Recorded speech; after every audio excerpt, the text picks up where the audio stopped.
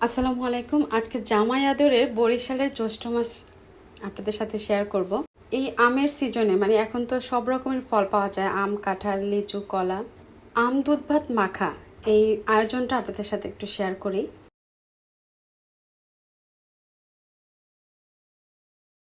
প্রথমে নিয়ে নিচ্ছি ভাত রান্না করে সেই চালটাই নিচ্ছি, তবে আপনারা চাইলে এখানে বিন্নি চালটা নিতে পারেন। এই চালটা আমি খুব ভালো করে ধুয়ে নিয়েছি। আর এখানে আমি হাফ কেজি দুধ একদম 2-3 বার করে বলক আনিয়ে ডিম চুলার উপরে রেখে দিয়েছি।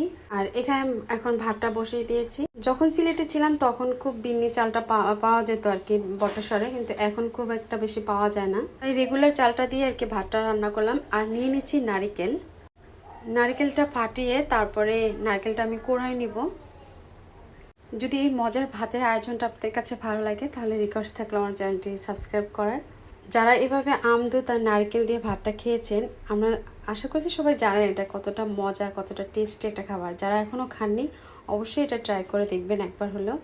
আর নিয়ে নিচ্ছি পাকা আম। অবশ্যই এখানে মিষ্টি আমটা নিতে হবে, তো আমি এখানে আম রূপালিটা নিয়েছি। আপনারা চাইলে কিন্তু হাড়ি ভাঙা আমটাও নিতে পারেন, সেটাও কিন্তু খুব মিষ্টি।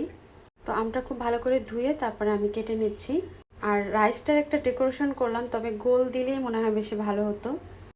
এভাবে করলে চার কোনো একটা শেপে রাইসের স্টাইল আসে।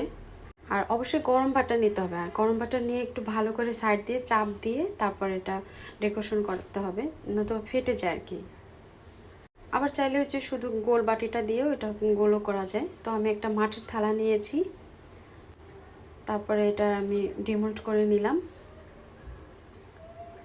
মানে এগুলো জাস্ট একটু ডেকোরেশনের জন্য, আর কিছুই না। আপনারা চাইলে এগুলো স্কিপ করতে পারেন, এমনিতেও নিতে পারেন। এটা এমনিতেই অনেক মজার একটা ভাত। তারপর আমি বাটিটা আর কি তুলে নিলাম। এখন দিয়ে দিচ্ছি পাকা আম। আর আমের মাঝখান থেকে একটুখানি উঠিয়ে নিয়ে এর ভেতরে নারকেল দিয়ে দিলাম। এমনিতেই নারকেল চিনির একটা ভাত খেতে কিন্তু বেশ মজার, আপনারা ট্রাই করতে পারেন। ব্যাস, আমার আয়োজনটা শেষ। এখন আমি ভাতটা প্রথমে মেখে নেব। আপনারা চাইলে এখানে গুড় ব্যবহার করতে পারেন, তবে আমি কিন্তু 1 চামচের মতো চিনি ব্যবহার করেছি। তারপরে ভাত আর নারিকেলটা প্রথমে একটুখানি লবণ আর চিনি দিয়ে এটা আমি মেখে নিব। আমরা অনেকে আছি রেস্টুরেন্টে গিয়ে থাই ম্যাঙ্গো স্টিকি রাইসটা খেতে চাই।